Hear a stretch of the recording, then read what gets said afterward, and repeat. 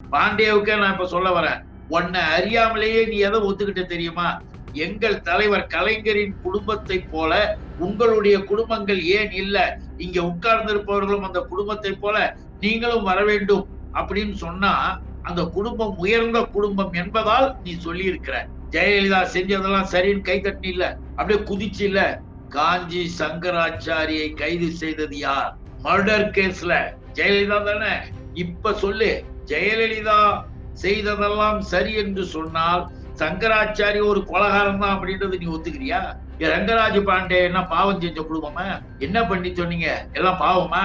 மணி அடிச்சு இல்ல, உன் முன்னோர்கள் மணி அடிச்சாங்கல்ல, அந்த புண்ணியம் எல்லாம் உன்னை எங்க கொண்டு போய் உட்கார வச்சுது? தமிழ்நாட்டிலே தமிழ் மொழியிலே இருந்த இலக்கணங்களையும் இலக்கியங்களையும் மற்றவர்களும் படைப்புகளையும் ஓலைச்சுவடிகளையும் களவாடி கொண்டு போனார்கள். களவாடி கொண்டு போய் அதை மொழிமாற்றம் செய்து வடமொழியில் வந்தது போல சொன்னார்கள். வடமொழிக்கென்று எந்த விதமான எதுவும் கிடையாதுன்னு சொன்னவரு எழுதினவரு சூரியநாராயண சாஸ்திரி. பாண்டே போன்றவர்கள் மீண்டும் மீண்டும் தேவையில்லாத வகையில் மக்களை பின்தள்ளுவதற்காக எதையாவது பேசலாம். ஆனா தமிழ்நாட்டு மக்கள் அதுல ஏமாந்துட மாட்டாங்க. தமிழ் குரல் நேயர்களுக்கு வணக்கம். இன்று நம்முடன் இணைந்திருப்பவர் திமுகவின் முன்னாள் சட்டமன்ற உறுப்பினர், செய்தி தொடர்பாளர், கடலூரிலிருந்து இல புகழேந்தி அவர்கள். வணக்கம் ஐயா.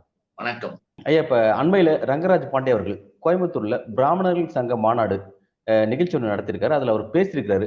பல்வேறு விஷயம் சர்ச்சைக்குள்ளான விஷயங்களா பேசியிருக்கிறாரு.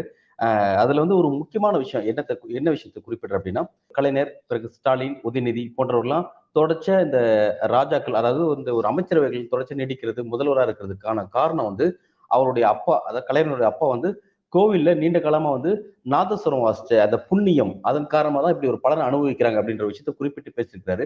இது எப்படி பாக்குறீங்க? முதல்ல அவர்களுடைய இந்த சங்க கூட்டம், பிராமண சங்கை, பார்ப்பனிய சங்கம், அது உள்ள அவங்க பேசுறது அவங்க விருப்பம். எப்படி வேணா பேசிட்டா, அவனே பேசி அவனே மாலை போட்டுக்கிட்டு அவனே கை தட்டிக்கிறது, அவங்களுக்குள்ள எப்படி வேணா இருக்கட்டும். ஆனா தேவையில்லாமல் உன்னுடைய குடும்பம், உன்னுடைய மக்கள் வந்திருக்காங்க, நீ அவங்கள உன்னை நம்பி இருக்கிறவங்க எல்லா பிராமணர்களையும் கூட சொல்ல முடியாது. அங்க உட்கார்ந்து இருக்கிற பார்ப்பனர்களே இவனை எத்தனை பேர் ஆதரிப்பாங்கன்றது அது வேறு விஷயம். ஏன்னா இங்க இருக்கிற பார்ப்பனர்களுக்கு, பிராமணர்களுக்கு இந்த நாட்டுல நம்ம தமிழ்நாட்டை சேர்ந்த யாரும் கிடைக்கல போல் இருக்கு.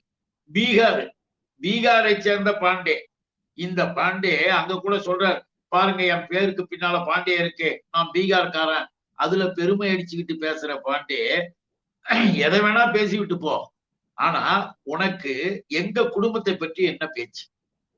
எங்களுடைய இயக்கத்தை பற்றி உனக்கு என்ன அங்க வேலை? உனக்கு எங்க வலிக்குது? நீ எதனால இத பேசுற? நீ யாரையெல்லாம் தூக்கி வச்சு பேசுற? இங்க நீங்க ஒண்ணு மறைமுகமாக இதன் மூலமாக நமக்கு தெரிகிறது என்ன? திராவிட இயக்கம் என்பதை எதிர்க்கிறார்கள். திராவிட இயக்கத்தை பிடிக்கல போகல அப்படின்ற கருத்தை வந்து உள்ள வச்சுக்கிட்டு வெளியில பேசுறாங்கன்றது ஒண்ணு. அவன் திராவிட இயக்கமாக பார்ப்பதே எங்கள் தலைவர் கலைஞரின் குடும்பத்தை தான். அந்த குடும்பத்தை தான் முதன்மை குடும்பமாக பார்க்கலாம் என்பதை இதன் மூலமாக அவன் ஒத்துக்கிட்டு சொல்றான்றது முதல் அர்த்தம். இன்னொன்னு, இப்ப இவர் தூக்கி வச்சுக்கிட்டு நாங்களாம் எங்க பிராமணர்கள்ல பாருங்க, பார்ப்பனர்களை பாருங்க அப்படின்னு அந்த ஆள் தான் சொன்னான். அதுக்காக தான் நான் சொல்ல வரேன், வேற ஒண்ணும் இல்ல. இவர் இருந்தார், அவர் இருந்தார், ஆனால் ஜெயலலிதாவை போல யார் இருந்தார்? ஜெயலலிதா, நான் ஒரு பாப்பாத்தி, என்னை என்ன செய்ய போறீங்கன்னு கேட்ட நம்முடைய ஜெயலலிதா அப்படின்னு சொன்னேன்.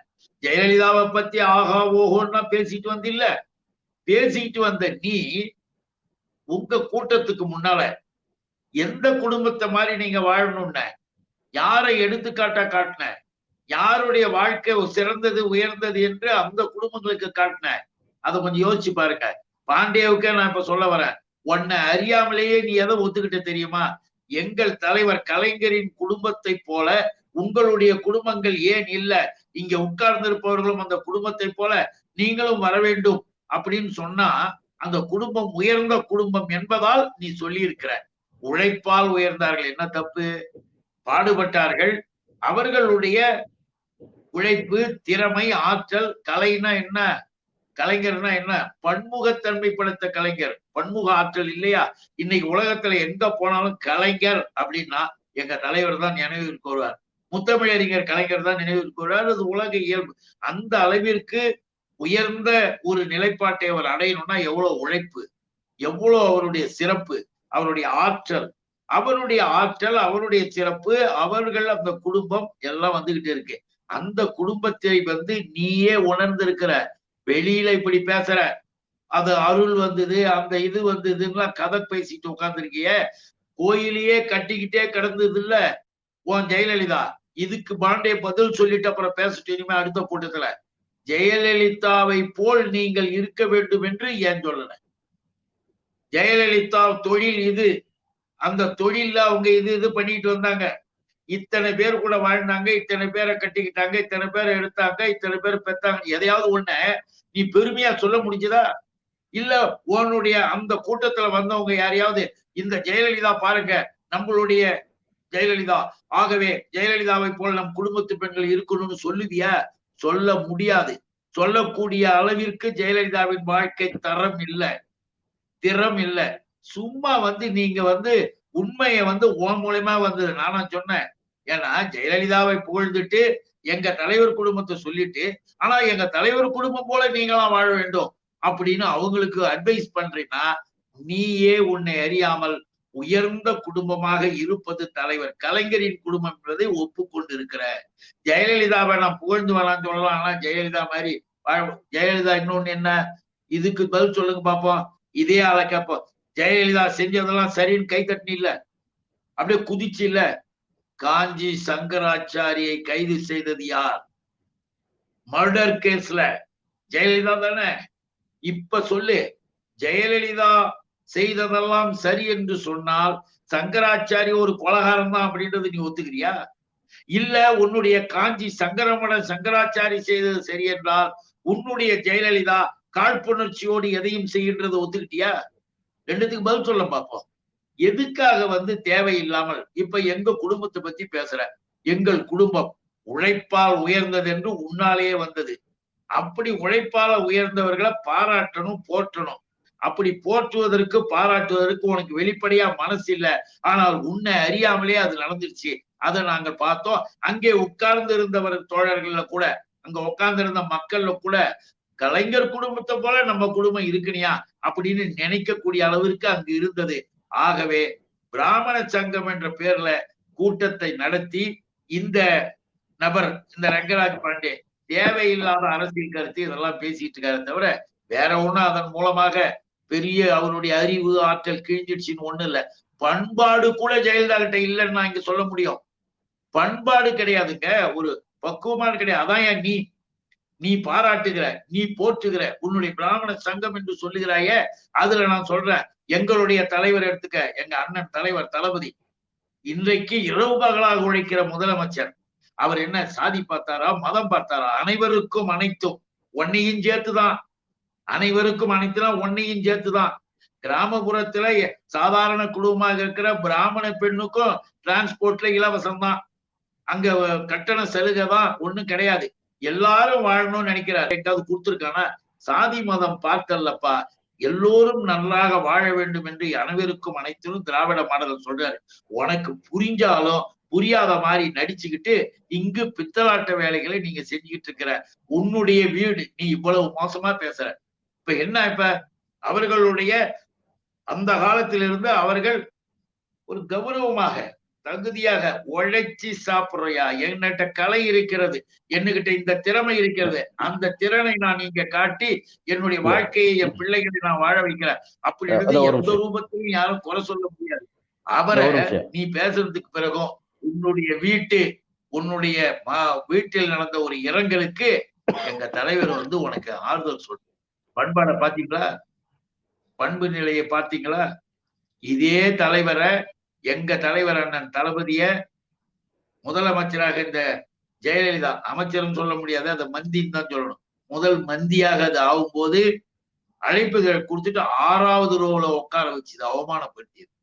மனிதர்களை மனிதர்களாகவே மதிக்காத மிருகதனம் கொண்ட ஜெயலலிதா தான் எங்களுக்கு வேண்டும் அப்படின்னு நீ சொன்னீன்னா உன்னை சார்ந்து இருப்பவர்களே உன்னை ஒத்துக்க மாட்டாங்க. அதுக்காக சொல்ல வந்த. இன்னும் கூட துக்ளக்கு சோ இல்ல, சோ ராமசாமி இவனுங்களுக்கு எல்லாம் தலைவரா? அந்த துக்ளக்கு சோ ராமசாமி உடம்பு சரியில்லாம ஹாஸ்பிட்டல்ல சீரியஸா கிடக்குற. வார வாரம் எங்க தலைவர் கலைஞரை இழிவாக எழுதுவார், அநியாயத்துக்கு எழுதுவோம், போய் பித்தலாட்டம் பண்ணி எழுதுவார். ஆனால் அவரு நன்றாக இருக்க வேண்டும் என்று அந்த மருத்துவமனையில போய் பார்த்து மருத்துவர்கள நல்ல ட்ரீட்மெண்ட் கொடுக்க சொல்லிட்டு வந்தவர் தான் கலைஞர். அவருடைய திருமகன் தான் எங்களுடைய தலைவர் அண்ணன் தளபதி. எப்படி பாருங்க அந்த பண்பாடு, பண்பு நிலை, இதையெல்லாம் எதற்காக சொல்றோம் என்றால், இப்படி வாழ்கிற இந்த வாழ்க்கை நிலையெல்லாம் எடுத்து நாங்க சொல்லக்கூடிய அளவுக்கு எங்களை கொண்டு வந்து இப்ப இந்த ரங்கராஜ் பாண்டே என்ற இந்த நபரு பேசின பேச்சின் காரணமாக மீண்டும் இவைகள் எல்லாம் புதுப்பிக்கப்பட்டது. புதுப்பிக்கப்பட்ட காப்பி மக்கள் மன்றத்துக்கு மறுபடியும் போகட்டும், எல்லாருமே பேசட்டும் என்பதுதான் இது ஒரு நல்ல நிலையாக கருது. இல்ல இப்ப அதான் நீங்க குறிப்பிட்டீங்க, ஒரு கலைஞர் அவருடைய உழைப்பு, அவருடைய அயராத உழைப்பு, அதன் காரணமா இப்படி ஒரு தகுதி அவர் அடைஞ்சாரு, இப்படி ஒரு வரலாறு அவர் படைச்சாரு அப்படின்ற மாதிரி விஷயத்த நீங்க குறிப்பிடுறீங்க. ஆனா திரு ரங்கராஜ் பாண்டே அவர்கள் அதை குறிப்பிட்டு பேசும்பொழுது, அவர் எங்கேயுமே கலைஞர் அவர்களுடைய உழைப்பின் காரணமாக அவர் அப்படி ஒரு முதல்வர் பதவியை அடைந்தார், அவரது குடும்பம் அதன் காரணமாக அப்படி ஒரு முதல்வர் பதவியை அடைந்து கொண்டிருக்கிறது அப்படின்னு குறிப்பிடல. புண்ணியம் சொல்லியிருக்காரு. கடந்த காலத்துல கலைஞருடைய தந்தை செய்த புண்ணியத்தின் காரணமாக தான் சொல்லியிருக்காரு தவிர எங்கேயும் உழைப்ப அதை குறிப்பிட்டு பேசல அவரு. எப்படி பாக்குறீங்க? உரிய உழைப்பு தந்தால் உழைப்பால் உயர்ந்தவர்கள் தான் உலகத்தில் வாழ்ந்தவர்கள், சிறந்தவர்கள், மற்றவர்களுக்கு பாடமாகிறவர்கள். ரங்கராஜ் பாண்டே என்ன பாவம் செஞ்ச குடும்பமா?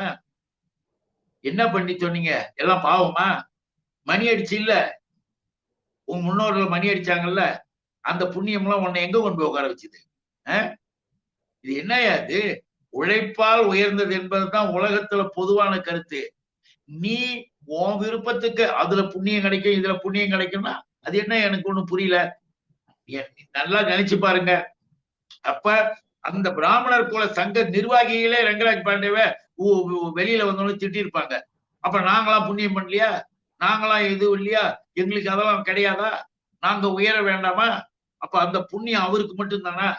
இதெல்லாம் இந்த பாண்டே இஷ்டத்துக்கும் பேசுறது. புண்ணியங்கள் செய்தவர்களுக்கு தான் இப்படி ஆகுதுன்னா அப்ப நீ பாவ ஜென்மம், பாவ மூட்டை என்பதை நீயே ஒத்துக்கிறியான்றது ஒண்ணு. உலக அளவுல உழைப்பால் உயர்ந்தவர்கள் சொல்லியிருக்காங்க. அறிவால், ஆற்றலால், திறமையால், பேரறிவால் இவங்க எல்லாம் உலகம் முழுவதும் போற்றுகின்றவர். இன்னொன்னு தியாகம். தன்னுடைய வாழ்க்கையில பிறருக்காக வாழ்ந்து தியாகம் செய்கிறவர்கள் தலைவர்களாகிறார்கள். தன்னையே அர்ப்பணித்துக் கொண்ட முத்தமிழறிஞர் கலைஞரை இப்படி நீ புண்ணியத்தால வந்தாருன்னு அவரை குறைச்சி நீ பேசுற அப்படின்றதுதான் என்னுடைய கருத்து. ஏன்னா உன் கூட்டத்துல உட்கார்ந்தவங்களே உன்ன கேள்வி கேட்டுப்பாங்க, நாங்களாம் புண்ணியசாலிகள் கிடையாதான். எதுக்காக இதையெல்லாம் திரும்ப திரும்ப இங்க குறிப்பிடுறோம்னா, இவரு ஒழுங்கான முறையில பேசினா இந்த பாண்டேவா இல்ல பாம்குரோ ஹோட்டல் போயிட்டு வந்தாரான்னு நமக்கு தெரியாது. ஏன்னா இவருடைய நண்பர்கள் சில பேர் பேசிக்கிட்டாங்க, அடிக்கடி பாம்குரோ ஹோட்டல்ல பாப்போங்க, அங்க ஏதோ இருக்காம, அதெல்லாம் நமக்கு என்னன்றது தெரியாது, உள்ள நான் போல. எதுக்கு இதை சொல்றோம்னா, அடுத்தவர்களுடைய வாழ்க்கை அவங்க உழைப்பு அந்த சிறப்பை சொல்லியாருன்னா அந்த வாழ்க்கையை ரொம்ப மலிவுபடுத்துற மாதிரி ரொம்ப குறைச்சி பேசுற மாதிரி. ஆமா, இப்ப எங்களுடைய தலைவர் அண்ணன் தளபதி படிப்படியாக வந்தவர் தெரியும்ல பாண்டே. அப்படி வந்தவருடைய குடும்பத்துல இருக்கிற பிள்ளை என்கின்ற பொழுது நாங்க எங்க குடும்பத்தை, எங்க இயக்கத்தை நாங்க காப்பாற்றுவதற்கு இன்னும் 70 வருஷம் ஆனாலும் பாண்டே கும்பல் காலை வைக்க முடியாமல் விரட்டி அடிப்பதற்கும் எங்க இயக்கம், நாங்க எல்லாம் ஒரு குடும்பமாக வாழ்கிறவர்கள். நாங்க எங்க வீட்டுக்குள்ள நாங்க பண்ணிடுவோம். உனக்கு எங்க வலிக்குது தெரியுமா? என்னடா இது மறுபடியும் நல்ல சரியான ஆட்களே வந்துடுறாங்களே திமுகவை நடத்துறதுக்கு அப்படின்னு வேணா உனக்கு வலிச்சிருக்கலாம். நீ பண்ணிருக்கிற பித்தலாட்ட வேலைகள்லாம் இங்க செல்லுபடி ஆகாது. நீ எத்தனை முறை சொன்னாலும் சரி, இந்த இயக்கத்தை காப்பாற்றுவதற்கு தலைவர்களாக வரக்கூடியவர்கள் மக்களின் ஆதரவை, மக்களின் செல்வாக்கையும் சேர்த்து பெற்று ஒரு உழைப்பாளிகளாக, இயக்க உணர்வாளர்களாக இருப்பதை நாங்க எல்லாரும் ஒத்துக்கிட்டு போது உனக்கு என்ன வலிக்குது? ஏன் தேவையில்லாம இப்படி எல்லாம் பேசிட்டு இருக்கீங்க? அதுவும் அந்த சங்க கூட்டத்துல. திரு ரங்கராஜ் பாண்டே அவர்களை தி டிபேட் அப்படின்னு ஒரு யூடியூப் சேனல் அதனுடைய நெறியாளர் ஒரு நேர்காணல் எடுக்கிறாரு. அந்த நேர்காணல்ல அவர் கேட்கிறாரு, சார் இப்ப கலைஞர் குறித்து நீங்க ஒரு வார்த்தை பேசிருக்கீங்களே, இந்த வார்த்தை தவறு அப்படின்னு அந்த வார்த்தையை திரும்ப பெறீங்களா, இல்லாட்டி அப்படி பேசல வருத்தம் தெரிவிக்கிறீங்கன்னு கேட்கும்போது, நான் வருத்தம் எல்லாம் தெரிவிக்கல, அது சரியா தான் பேசுறேன், இது என்ன ஒரு கொடுமையா இருக்கு, நான் தெளிவா தான் பேசுறேன், அவரை பண்ண புண்ணியத்தின் காரணமா தான் அப்படி ஒரு விஷயத்தை அனுபவிச்சிருக்காரு, இதுல நான் எங்கேயும் தவறு செஞ்சதா, தவறான ஒரு வார்த்தையை பதிவு செஞ்சதா நான் எங்கேயும் உணரவே கிடையாது, அதுக்குள்ள வருத்தம் எல்லாம் தெரிவிக்க முடியாதுன்னு சொல்லிட்டு ஓப்பனா பேசுறாரு. எப்படி எடுத்துக்கிறீங்க அவர் கருத்து? ரங்கராஜ் பாண்டேவுக்கு முதல்ல கேள்வி கேட்டதற்கான அர்த்தம் என்னன்னு புரியணும். ஒண்ணுத்துக்குமே லாய்க்கு இல்லை. நான் செஞ்சதுதான் சரி, நான் சொன்னதுதான் சரி அப்படின்னு யார் சொல்லுவான்? எப்படிப்பட்டவன் சொல்லுவான்? என்ன சொல்லி இருக்கணும்? ஏன் இந்த கேள்வி நீங்க கேட்டீங்க? நான் சொன்னதுல தப்பு இருக்கு. தப்பு இருக்கிறது என்பது பிறகு எல்லாரும் எனக்கு தெரிய வந்தது. உழைத்து முன்னேறதுன்றதுக்கும் புண்ணியத்தால முன்னேறதுன்றதுக்கும் இருக்கிற வித்தியாச வேறுபாட்டை தான் அவர் குறிக்கிறார். அப்படி குறிப்பிட்டு செய்கிற பொழுது இல்ல இல்ல நான் சொன்னதெல்லாம் சரிதான், நான் சொன்னதெல்லாம் சரிதான்னு இந்த ஆளு சொன்னா என்ன அர்த்தம்னா, இவர்கள் பிடிவாதக்காரர்கள், சண்டியர்கள். அதனாலதான் சங்கிகள்ன்றது. இந்த சங்கிகளும் சண்டியர்களும் RSSல படித்த அத்தனை பேரும் இப்படித்தான் தான் சொன்னதையே பிடித்து செய்து கொண்டிருப்பார்களே தவிர நல்லது எதையும் ஏத்துக்கவும் மாட்டான், கேட்டுக்கவும் மாட்டான். அது இதுவரையில அப்படிதான் நடந்துகிட்டு இருக்கு. இது பாண்டே மட்டும் விதிவிலக்கு இல்லை. வரலாற்றில் பிராமணர்களுடைய இம்பார்ட்டன்ஸ் எந்த அளவுக்கு முக்கியத்துவம் வாய்ந்தது அப்படிங்கிற விஷயத்த அவர் பதிவு பண்றாரு. எப்படி சாணக்கியா ஒரு மௌரிய பேரரசு உருவாக்குனாரோ அந்த மாதிரி 1967ல திமுக அரசை உருவாக்கும் போது அதற்கு பின்புலமா இருந்து செயல்பட்டவர் ராஜாஜி அப்படிங்கிற ஒரு பிராமணர் தான். அவர் திமுகவுக்கு வாக்களிக்குன்னு சொல்லி சொன்னதுனாலதான் அன்றைக்கு இருந்த பெரியார் பேச்சும் கேட்காம தமிழக மக்கள் எல்லாம் திமுக ஆதரவு சேர்ந்து திமுக ஆட்சி கட்டளைக்கு கொண்டு வந்தாங்க. அப்படின்னா இதுக்கு முன்னாடி பிராமணன் தான் இருக்காரு அப்படின்னு பிராமணோட பெருமையை உயர்த்தி பேசுறாரு. எப்படி பாக்குறீங்க அவர் கருத்து? சுத்த இடியாட்டிக், முட்டாள்தனமான பேச்சு. ராஜகோபாலாச்சாரி என்ன பண்ணாரு தெரியுங்களா? ராஜகோபாலாச்சாரி சுதந்திர கட்சின்னு ஒண்ணு ஆரம்பிச்சிருந்தார்.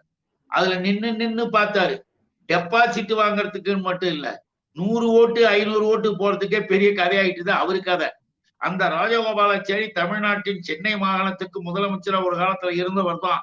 இருந்தவரு திராவிட இயக்கத்தை அழிக்கணும்னாரு, தமிழை குறைக்கணும், சமஸ்கிருதத்தை நான் கொண்டு வர்றதுக்கு தான் இந்தியை திணிக்கிறேன்னு காலேஜ் எல்லாம் போய் பேசினவர் தான்.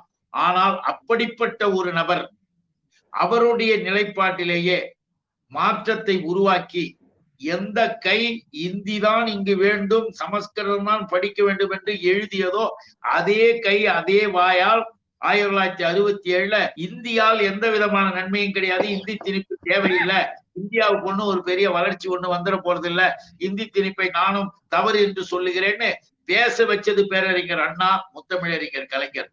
ஆக யார் வேண்டும் என்று திணித்தார்களோ அவர்களே வேண்டாம் என்று சொல்ல வைத்த வெற்றி 67ல. பாண்டே அப்படி இப்படி செஞ்சாரு அப்படி, அதெல்லாம் ஒண்ணுமே கிடையாது. ராஜகோபாலாச்சாரியாரை வைத்துக் கொண்டுதான் இயக்க ரீதியாக எங்களுடைய கடமையும் பணியும் செய்தோம். ஆட்சிக்கு வந்த உடனே தமிழ்நாடு என்று பெயர் மாற்றம் வருகிறது. தமிழ்நாட்டினுடைய கொள்கை இருமொழி கொள்கையாகிறது, தமிழ் ஆங்கிலம் ஆகிறது. இப்படி படிப்படியாக சுயமரியாதை இயக்க திருமணத்திற்கு சட்டபூர்வமான அங்கீகாரம். ராஜகோபாலாச்சாரி பாண்டே கூட்டம்லாம் மந்திரம் கட்டினாதான் கல்யாணம், இது 7 தடவை சுத்தினாதான் கல்யாணம்னு தெண்ட திருப்பதி வேலைகள்லாம் செஞ்சு வச்சிருந்தாங்கல்ல, அதையெல்லாம் தூக்கி போட்டுட்டு சீர்திருத்த திருமணத்திற்கு சுயமரியாதை திருமணத்திற்கு சட்டப்படி அங்கீகாரம் கொடுத்தது 67 தேர்தல் வெற்றிக்கு பிறகு. ஆக ராஜகோபாலாச்சாரி ஆமாங்க இப்ப எல்லாமே சரிதான், அறிஞர் அண்ணா அவர்கள் செய்யறது சரி, கலைஞர் அவர்கள் செய்யறது சரி, நான் அவங்க கூட இருக்குன்னு ஒன்றாக இருந்தார். இன்னும் கூட இதுல இன்னும் ஒரு ரகசியம் என்ன தெரியுங்களா? பாண்டே கூட்டம் சும்மா இல்ல, என்ன பண்ணாங்க தெரியுமா? தங்களை முதலமைச்சராக ஆக்குவதற்கும் ஒரு முயற்சி பண்ணாங்க. அண்ணா கிட்ட ஒரு 10 பேர் உட்காந்துக்கிட்டு, ஏற்கனவே அவர் அப்படி இருந்தாரு, நீங்க இப்பதானே வெற்றி பெற்று வந்திருக்கீங்க, அவரையே நம்ம முதலமைச்சர் ஆக்கலாமேன்னு 2 பேர் பாண்டே கூட்டம் பேசி அதோடு திரும்பி ஓடிச்சிங்க. வேலையை பார்த்துன்னு போங்கடான்னு சொல்லி எங்க மக்களை திருப்பி அனுப்பிச்சாங்க. எதுக்காக இதெல்லாம் சொல்றோம்னா, எந்த நிலையிலும் எந்த சூழ்நிலையிலும் தங்களின் சூழ்ச்சி திறனை காட்டுகிற கூட்டம். இந்த அவர்களின் மூளை கலைஞர் சொல்ற மாதிரி சூழ்ச்சி பண்டங்களை உருவாக்கும் சூளை. அது எங்க தலைவர் கலைஞர் சொல்வார். எதுக்காக இதெல்லாம் சொல்றோம்னா, 67 தேர்தல் என்பது திராவிட இயக்கத்தின் மாபெரும் வெற்றி.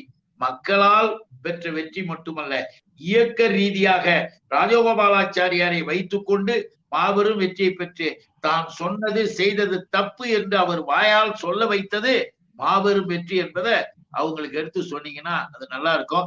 ராஜகோபாலாச்சாரின்னு சொல்றீங்களே அப்படின்னு யாராவது கேட்டா, எங்க ஐயாவை, எங்க தந்தை பெரியார நீ எப்படி சொல்ற, அத முதல்ல நீ மாத்து, அதுக்கு பிறகு இதை நாங்க மாத்துவோம். எங்களுக்கும் தெரியும் உனக்கு உரைக்க வேண்டும் என்பதற்காக சொன்னோம். மற்றபடி எங்களுடைய முத்தமிழறிஞர் கலைஞர் அவர்கள் அவரை மூதறிஞர் என்று அவருடைய எழுத்து திறன் ஆற்றல் திறனையும் போற்றக்கூடிய பண்பாடு உடையவர் தான். இன்றைக்கு மறுபடியும் நீங்க எடுத்துக்கிட்டு ஆட்டம் போடுற பாண்டே போன்றவர்கள் இந்த குருமூர்த்தி போன்றவர்கள், இன்னொரு 2-3 பேர் இருக்கீங்களா, அந்த கூட்டம், அந்த எச்சு பூஜா, இந்த ஆட்கள் எல்லாம் செய்கிற அட்டுதுழியத்துக்காகத்தான் நான் மீண்டும் அவர்களுக்கு உணர வேண்டும் என்பதற்காக ராஜகோபாலாச்சாரின்னு சொன்னேன். நீங்க குறிப்பிட்டீங்க குருமூர்த்தி போன்றவர்கள், பாண்டே போன்றவர்கள் சொல்லி குறிப்பிட்டிருக்கீங்க. இப்ப பாண்டே என்ன சொல்லியிருக்காருன்னா, இந்த திமுக ஆட்சி தான் பிராமணர்கள் புத்துணர்ச்சி பெற்று எழுந்திருச்சு செயல்பட வேண்டிய தருணம் இது. இந்த இந்த வாய்ப்பை நம்ம கரெக்டா பயன்படுத்திக்கணும் அப்படின்னு சொல்லிட்டு பாண்டே சொல்லியிருக்கிறாரு. இதே போல குருமூர்த்தி அவர்களும் சொல்லியிருக்கிறாரு. இந்த திமுக ஆட்சியை வந்து நம்ம வந்து வலிமை எதிர்க்கணும். இப்ப இது வந்து ஒரு நல்ல சான்ஸ், இதை பாஜக பயன்படுத்தணும் அப்படின்ற மாதிரியான விஷயத்தை வலியுறுத்தி சொல்லியிருக்காரு. பாஜக 2 சீட்டுக்காக 5 சீட்டுக்காக எந்த கட்சிக்கும் கூட்டணிக்கு போகாம வலிமையா திமுக எதிர்க்கிறதுக்கான தருணத்தை பயன்படுத்தணும் அப்படின்னு சொல்லி சொல்றாங்க. இவங்க எல்லாருமே தொடர்ச்சியா திமுக இந்த அளவுக்கு எதிர்க்கிறதுக்கான காரணம் என்னவா பாக்குறீங்க? காரணம் என்ன? ஒண்ணுமே இல்லை, எல்லாருக்கும் தெரிஞ்சதாங்க. நாங்க திராவிட இயக்கம், சமூக நீதி இயக்கம். இவர்களுக்கு பிடிக்காதது இந்த இவர்களுடைய கூட்டத்தின் வேஷத்தை இங்க கவர்னராக இருக்கக்கூடிய RSS ரவி வெளிப்படையா செஞ்சுட்டு போட்டாப்புல. இல்ல, எங்களுக்கு பிடிக்காததை நாங்க ஒத்துக்க மாட்டோமோ, சட்டமன்றத்துல நான் பேச மாட்டேன். எதுரா பிடிக்காதுன்னு கேட்டா, சமூக நீதி பிடிக்காது, உரிமைகள் பிடிக்காது, இடஒதுக்கீடு கொள்கைகள் பிடிக்காது, மற்றபடி இருக்கிற சமுதாய சமத்துவ சமதர்ம நிலைப்பாடுகளை நீங்க சொல்றீங்க, அது அனைவருக்கும் அனைத்துன்றீங்க, அதெல்லாம் எனக்கு பிடிக்காது. இவைகளெல்லாம் மக்களுக்கு வேண்டும், அனைவருக்கும் கல்வி வேண்டும், வேலை வாய்ப்பில் இடஒதுக்கீடு வேண்டும் என்று சொன்ன தந்தை பெரியார் எங்களுக்கு முடியாது. டாக்டர் அண்ணல் அம்பேத்கர் அவர்களை நான் பேர் சொல்ல மாட்டேன், முத்தமிழறிஞர் கலைஞர் சொல்ல மாட்டேன், இந்த பெயர்களை எல்லாம் நாங்கள் சொல்ல மாட்டோம், ஒதுக்கி விடுவோம் என்று இந்த RSS கூட்டம் இதெல்லாம் ஒதுக்கிச்சு பாருங்க. அவைகளெல்லாம் தூக்கி வைத்துக் கொண்டு செயல்படுவதுதான் திராவிட இயக்கம். அந்த திராவிட இயக்கத்தை அவர்களுக்கு பிடிக்காது என்பதுதான் நமக்கு மிக தெளிவாக கொடுக்கப்படுகிற ஒரு சான்றிதழ். அவனுக்கு பிடிச்சா அது சரியில்லைன்னு அர்த்தம், அவனுக்கு பிடிக்கலன்னா தான் சரியா இருக்குன்னு அர்த்தம். ஆக அந்த வகையில் அவர்கள் விமர்சனம் பண்ணுவது என்பது சொல்லி தெரிய வேண்டியதில்லை, அது அவர்களுக்கு அப்படித்தான் வரும். ரங்கராஜ் பாண்டே அவர்கள் தனது பேருக்கு முன்னாடி பாண்டேங்கிறத பயன்படுத்துறாரு. அதுக்கான காரணத்தை அவர் சொல்றாரு. அது என்னோட அடையாளம், நான் அதை அப்படிதான் பயன்படுத்துவேன். எப்படி வந்து முகமது இக்பால் அப்படின்னு சொல்லி சொல்றது அவன் யாருன்னு உங்களுக்கு தெரியுதோ, அதே போல கிறிஸ்டோபர் அப்படின்னா அவன் யாருன்னு தெரியுதோ, அந்த மாதிரி ரங்கராஜ் பாண்டேன்னு பயன்படுத்தும் மூலமா நான் யாரு நான் காமிச்சுக்கணும்னு சொல்லி அவர் விளக்கம் ஒன்று கொடுக்குறாரு. அவர் கம்பேரிட்டிவ் சொல்றாரு பாத்தீங்களா, இஸ்லாமியரை கம்பேர் பண்ணி சொல்றாரு, கிறிஸ்துவர்களை கம்பேர் பண்ணி சொல்றாரு. எந்த இந்து மதத்தில் இருக்கக்கூடிய எந்த தனக்கு பேருக்கு முன்னாடி சாதி பேர் வச்சிருக்க யாரையும் கம்பேர் அவங்களை எடுத்து சொல்லல. அவரு மத ரீதியான ஒரு அடையாளத்தை படுத்துறாரு. மத ரீதியான அடையாளத்துக்கு எதிராக தான் அந்த சாதி அடையாளத்தை பயன்படுத்துறதுன்னு ஒரு கருத்தை நிறுவுறாரு. அந்த கருத்தை எப்படி பாக்குறீங்க? அதாவது எதை சொல்லும் பொழுதும் எப்படியாவது மதத்தை கொண்டு வந்து சேர்ப்பது இவனுங்களுக்கு கைவந்த கலை. இப்ப நீங்க கேட்ட என்ன வந்து இப்ப அவர்கிட்ட கேட்டுட்டாங்க, என்ன அவர் அப்படியே பெரிய அதுக்கு ஒரு பெரிய இந்த பதில் சொல்லி கீழ்ச்சிட்டாரு.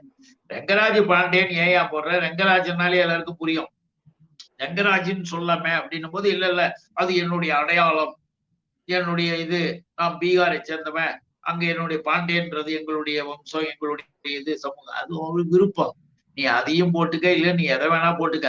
நீ போட்டுக்கிறதுக்கு இது ஏயா போட்டேன்னா, இது மாதிரி எங்க குடும்ப பேரு நாங்கெல்லாம் போட்டுக்கிட்டோம் கூட நீ சொல்லிட்டு போலாம். தேவையில்லாமல் இஸ்லாமியர்களை, கிறிஸ்துவ மக்களை இவங்களெல்லாம் அப்படி இணைக்கிறது. ஏன் சீக்கியர்களை விட்டேன்னு தெரியல, ஏன் மற்றவர்களை விட்டுட்டேன்னு நமக்கு தெரியல. ஏன்னா இவர்களுடைய அவங்க பேரு அவங்க வச்சுக்கிட்டு இருக்காங்கன்றதுல வந்து ஒண்ணு பாண்டே மாதிரி அவர்கள் சாதிய பேரெல்லாம் அங்க வந்து குறிப்பிட்டுக்கிட்டு யாருமே இல்லை. அதை நம்ம புரிஞ்சுக்கணும் முதல்ல. இதெல்லாம் வந்து தேவையில்லாமல் பிற மதத்தவரை இழுத்து தான் செஞ்சது நியாயம் சொல்றது.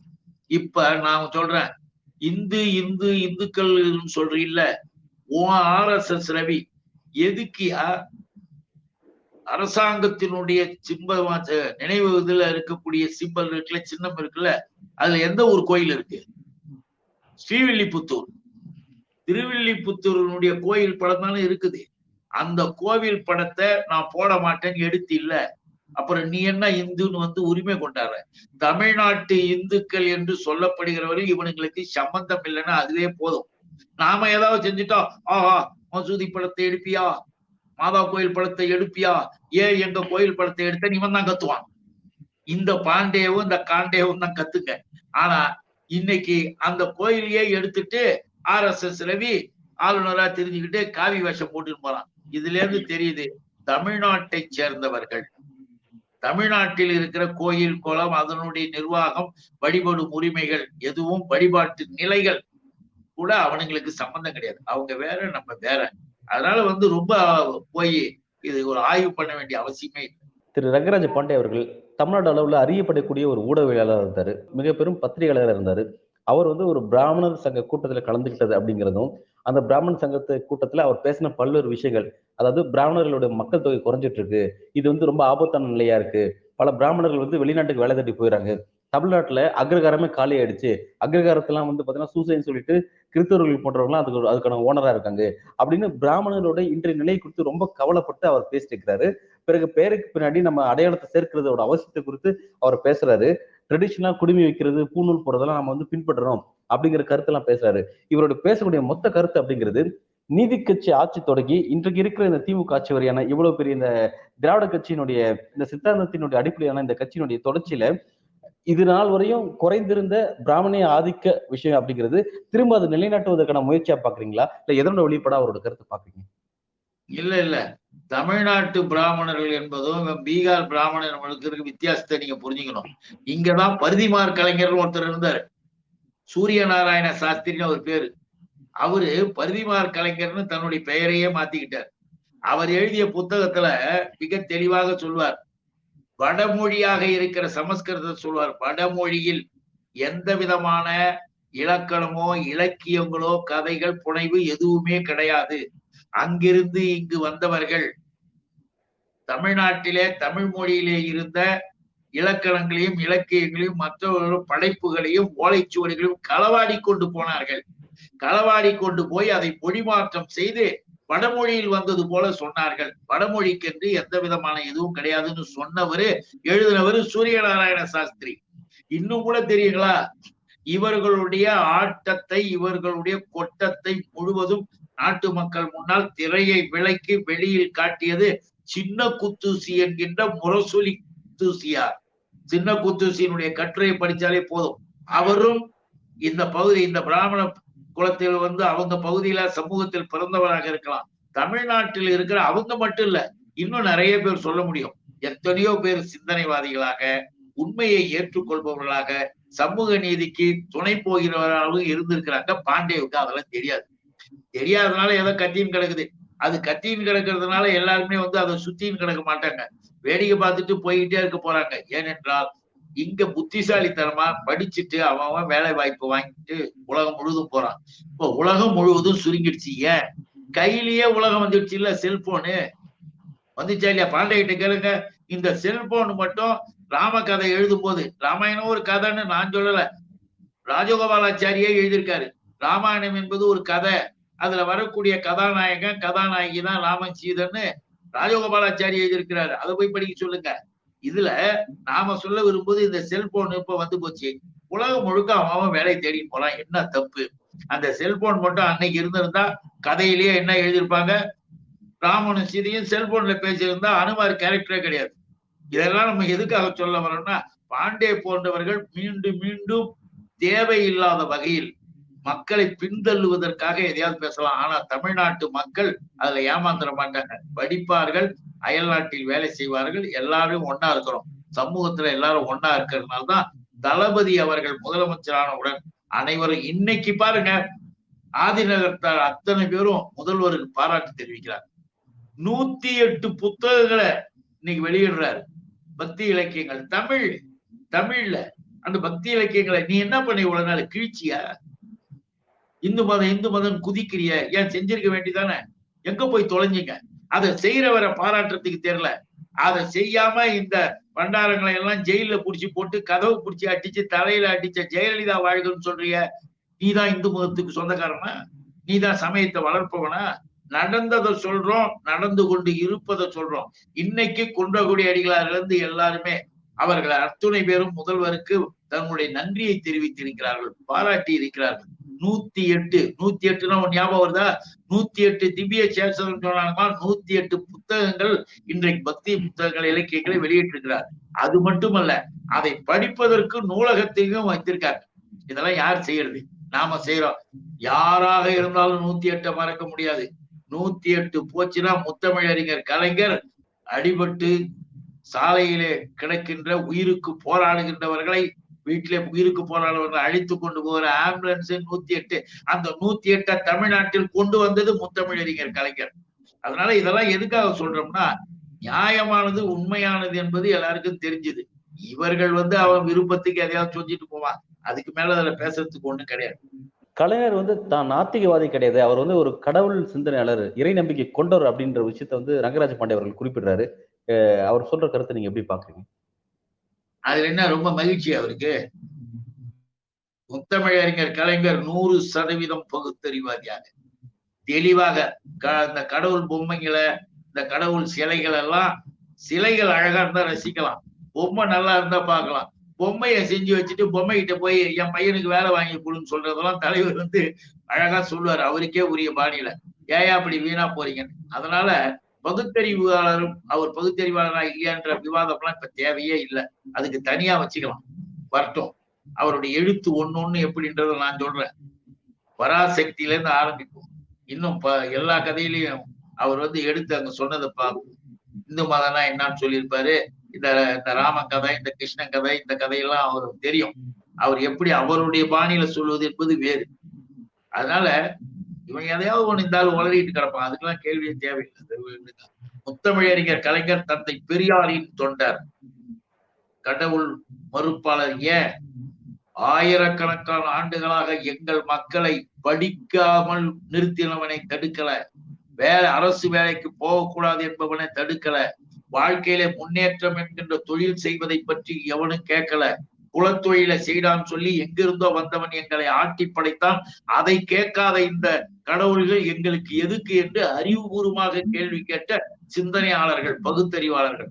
அவங்க எல்லாம் என்னைக்கும் அப்படியேதான் இருப்பாங்க. அதுல பாண்டேவுக்கு ஒன்றும் பெரிய இந்த கேள்வி வர வேண்டிய அவசியம்.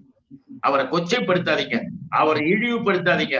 எங்க தலைவர் கலைஞர் எங்கள் உயிரோடு கலந்தவர், அது ஞாபகம் வச்சு.